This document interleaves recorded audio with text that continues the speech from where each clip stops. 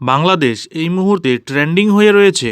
এই মুহূর্তে গোটা বিশ্ব খবর রাখছে বাংলাদেশের। সম্প্রতি বাংলাদেশের একাধিক ছবি এবং একাধিক ভিডিও সামনে উঠে এসেছে। উত্তাল বাংলাদেশের হিংসার ছবি এবং ভিডিওগুলি ঝড়ের গতিতে সোশ্যাল মিডিয়ায় ছড়িয়ে পড়ছে। ঠিক এরই মধ্যে উত্তাল বাংলাদেশে বঙ্গবন্ধুর পর জনরোষের শিকার রবীন্দ্রনাথের মূর্তি। হ্যাঁ, একদমই ঠিক শুনেছেন। তবে বিভ্রান্ত হওয়ার আগে পুরো বিষয়টা জেনে নিন। সম্প্রতি সোশ্যাল মিডিয়ায় বাংলাদেশের একাধিক ছবি এবং ভিডিও ভাইরাল হয়েছে। এইসব ভিডিওগুলির মধ্যে একটি ভিডিওতে দেখা যাচ্ছে বঙ্গবন্ধু মুজিবুর রহমানের পর রবীন্দ্রনাথের মূর্তি ভাঙা হয়েছে। কিন্তু আদৌ কি এই ঘটনা ঘটেছে? সম্পূর্ণ বিষয়টি ডিটেলসে আলোচনা করব। তার আগে চ্যানেলে নতুন হলে চ্যানেলটিকে সাবস্ক্রাইব করে বেল আইকনটি বাজিয়ে অল নোটিফিকেশন অন করে দিন এই ধরনের গুরুত্বপূর্ণ আপডেটগুলি সবার আগে পেতে। একদম, চলুন বন্ধুরা, এখন একটু দেখে নেওয়া যাক কী ঘটেছিল আসল ঘটনা।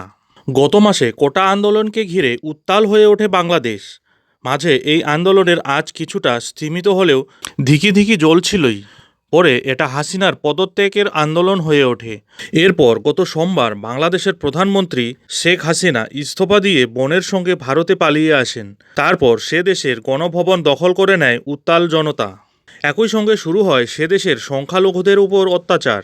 মন্দির ভেঙে ফেলা হয়, হিন্দুদের বাড়ি ভেঙে ফেলা হয় এবং আগুন ধরিয়ে দেওয়া হয়। বাংলাদেশে হিন্দুদের বাড়িঘর পুড়িয়ে দেওয়ার পাশাপাশি তাদের যেমন হত্যা করা হচ্ছে, তেমনই ভাঙা হচ্ছে মূর্তিও। আর অন্যান্য সমস্ত মূর্তির সঙ্গে কি রবীন্দ্রনাথ ঠাকুরের মূর্তিও ভাঙা হয়েছে?